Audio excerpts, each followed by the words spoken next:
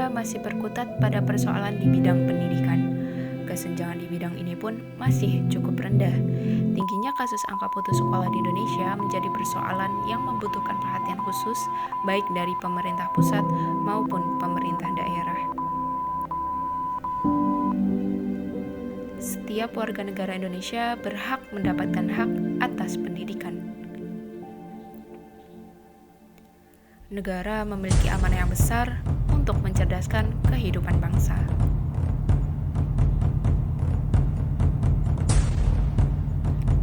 Namun nyatanya masih banyak anak bangsa yang nelangsa.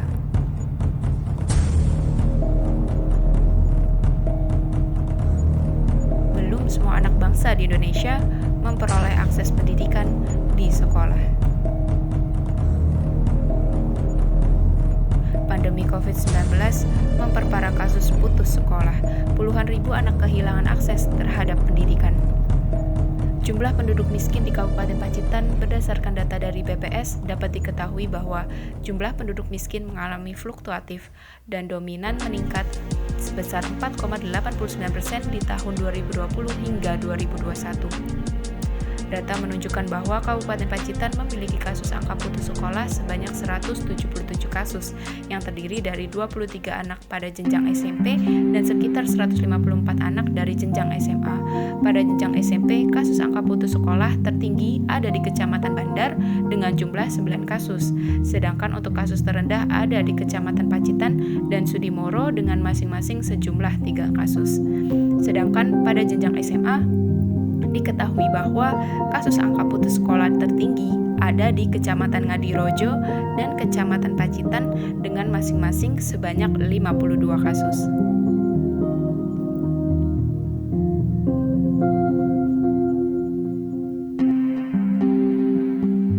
Lalu, bagaimana upaya pemerintah dalam memberikan bantuan terhadap siswa untuk mengendalikan angka putus sekolah? Berdasarkan data yang kami dapat, jumlah siswa yang memperoleh bantuan keuangan pendidikan pada tingkat SMA di Kabupaten Pacitan tahun 2019 ada sebanyak 7.242 siswa. Kemudian di tahun 2020, penerima bantuan ada sebanyak 6.894 siswa. Oleh karena itu, didapati bahwa kontribusi bantuan keuangan pendidikan mengalami penurunan di tahun 2020.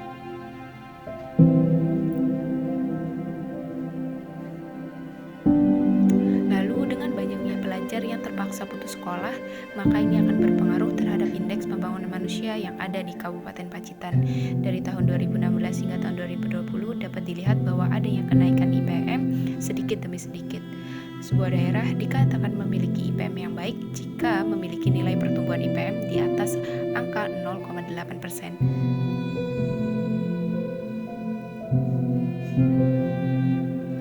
Capaian pertumbuhan indeks pembangunan manusia di Kabupaten Pacitan hanya menyentuh angka 0,003%, yang tentu menandakan bahwa Kabupaten Pacitan masih memiliki nilai indeks pembangunan manusia yang cukup rendah.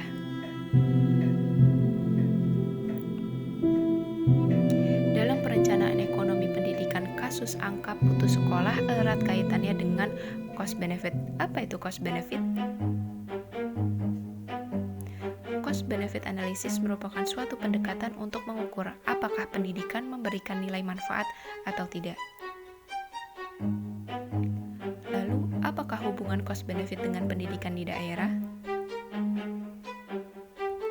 Yaitu untuk mengetahui apakah pendidikan dapat memberikan nilai manfaat secara umum, maka diperlukannya pengukuran terhadap biaya pendidikan. Hal ini penting dilakukan pada masing-masing daerah. Para pengambil kebijakan di tingkat sekolah harus mampu mengefisienkan biaya, namun tetap menjaga dan meningkatkan kualitas penyelenggaraan pendidikan. Cost benefit analysis secara khusus berfungsi sebagai pemberi informasi kepada para pengambil kebijakan dalam mengambil langkah strategis guna mencapai efektivitas dan efisiensi pengelolaan biaya pendidikan serta meningkatkan mutu pendidikan. Lalu, apakah hubungan cost benefit dengan sumber daya manusia? Investasi pendidikan lebih banyak diperoleh dari pembentukan keterampilan yang memiliki nilai ekonomi. Oleh karena itu, investasi dalam pendidikan diperlukan untuk merespon kebutuhan ekonomi tenaga kerja manusia menurut jenis pendidikan. Tentunya hal ini akan berpengaruh terhadap kualitas sumber daya manusia yang diciptakan. Lalu, apakah faktor yang menyebabkan tingginya angka putus sekolah di Kabupaten Pacitan? Alasan pertama yang menjadi penyebabnya adalah banyaknya siswa yang memutuskan untuk menikah. Alasan kedua yaitu banyak pula siswa yang memilih untuk bekerja demi memenuhi kebutuhan sehari-harinya. Kemudian adanya faktor jarak antara sekolah dan tempat tinggal yang jauh, sehingga menyebabkan siswa malas untuk bersekolah. Alasan selanjutnya yaitu menunggak pembayaran SPP karena kondisi finansial yang sulit. Lalu adanya siswa yang meninggal dunia, dan alasan yang terakhir adalah adanya pengaruh dari lingkungan pergaulan. Selanjutnya, apakah dampak dari meningkatnya angka putus sekolah yang ada di Kabupaten Pacitan? Yang pertama yaitu dapat menurunkan rata-rata lama sekolah yang ada di Kabupaten Pacitan. Kemudian 120 siswa laki-laki dan 57 siswa perempuan berpotensi mengalami angka putus sekolah. Ada juga rendahnya kualitas dari sumber daya manusia, kemudian meningkatnya kemiskinan belajar, memperlebar kesenjangan pendidikan antara siswa kelompok ekonomi atas dan bawah, dan yang terakhir yaitu hilangnya investasi pemerintah. Apakah upaya yang dilakukan untuk menekan angka putus sekolah? Ada beberapa upaya yang dapat dilakukan. Yang pertama yaitu melakukan pemetaan terhadap siswa putus sekolah beserta alasannya, kemudian membantu keluarga kelas ke bawah untuk menghindari angka putus sekolah akibat terhimpit ekonomi. Lalu orang tua memiliki peran penting dalam melakukan pengawasan terhadap anak dalam bermain gadget. Kemudian gencarkan program Indonesia Pintar yang merupakan bantuan siswa miskin atau BSM.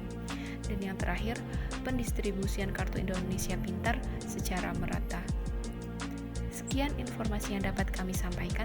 Terima kasih.